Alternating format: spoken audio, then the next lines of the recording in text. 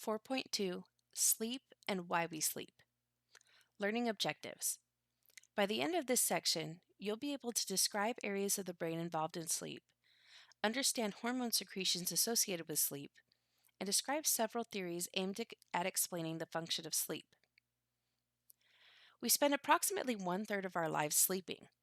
Given the average life expectancy for U.S. citizens falls between 73 and 79 years old, we can expect to spend approximately 25 years of our lives sleeping. Some animals never sleep, like several fish and amphibian species. Other animals can go extended periods of time without sleep and without apparent negative consequences, such as dolphins. Yet some animals, like rats, die after 2 weeks of sleep deprivation. Why do we devote so much time to sleeping? Is it absolutely essential that we sleep? This section will consider these questions and explore various explanations for why we sleep. What is sleep? You've read that sleep is distinguished by low levels of physical activity and reduced sensory awareness. As discussed by Siegel, a definition of sleep must also include mention of the interplay of the circadian and homeostatic mechanisms that regulate sleep. Homeostatic regulation of sleep is evidenced by sleep rebound following sleep deprivation. Sleep rebound refers to the fact that a sleep-deprived individual will tend to take a shorter time to fall asleep during subsequent opportunities to sleep.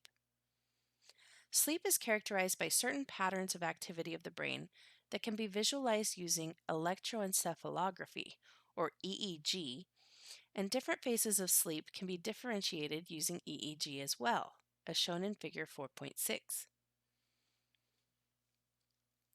Sleep-wake cycles seem to be controlled by multiple brain areas acting in conjunction with one another. Some of these areas include the thalamus, the hypothalamus, and the pons.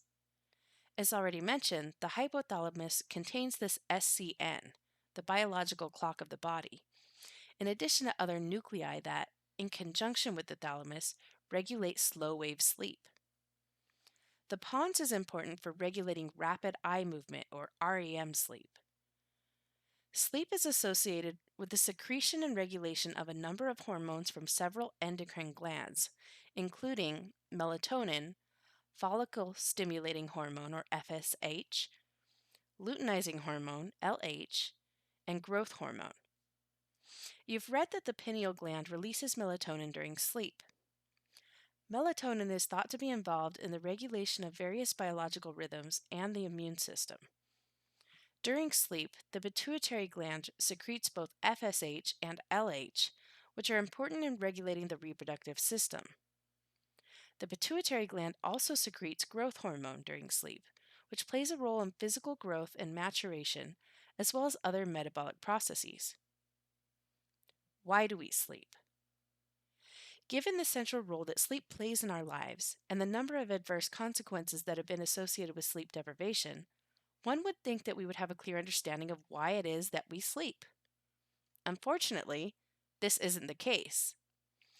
However, several hypotheses have been proposed to explain the function of sleep. Adaptive function of sleep.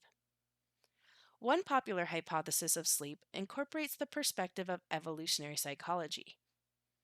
Evolutionary psychology is a discipline that studies how universal patterns of behavior and cognitive processes have evolved over time as a result of natural selection. Variations and adaptations in cognition and behavior make individuals more or less successful in reproducing and passing their genes on to their offspring. One hypothesis from this perspective might argue that sleep is essential to restore resources that are expended during the day. Just as bears hibernate in the winter when resources are scarce, perhaps people sleep at night to reduce their energy expenditures. While this is an intuitive explanation of sleep, there is little research that supports this explanation. In fact, it's been suggested that there is no reason to think that energetic demands could not be addressed with periods of rest and inactivity. And some research has actually found a negative correlation between energetic demands and the amount of time spent sleeping. Another evolutionary hypothesis of sleep holds that our sleep patterns evolved as an adaptive response to predatory risks, which increase in darkness. Thus, we sleep in safe areas to reduce the chance of harm. Again, this is an intuitive and appealing explanation for why we sleep. Perhaps our ancestors spent extended periods of time asleep to reduce attention to themselves from potential predators.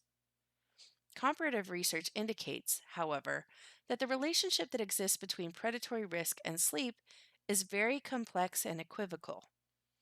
Some research suggests that species that face higher predatory risks sleep fewer hours than other species, while other researchers suggest there's no relationship between the amount of time a given species spends in deep sleep and its predation risk. It is quite possible that sleep serves no single universally adaptive function, and different species have evolved different patterns of sleep in response to their unique evolutionary pressures. While we've discussed the negative outcomes associated with sleep deprivation, it should be pointed out that there are many benefits that are associated with adequate amounts of sleep. A few such benefits listed by the National Sleep Foundation include maintaining healthy weight, lowering stress levels, improving mood, and increasing motor coordination, as well as a number of benefits related to cognitive and memory formation. Cognitive function of sleep. Another theory regarding why we sleep involves sleep's importance for cognitive function and memory formation. Indeed, we know sleep deprivation results in disruptions in cognition and memory deficits, leading to impairments in our abilities to maintain attention, make decisions, and recall long-term memories. Moreover, these impairments become more severe as the amount of sleep deprivation increases. Furthermore, slow wave sleep after learning a new task can improve resultant performance on that task and seems essential for effective memory formation. Understanding the impact of sleep on cognitive function should help you understand that cramming all night for a test may not be effective and can even prove counterproductive.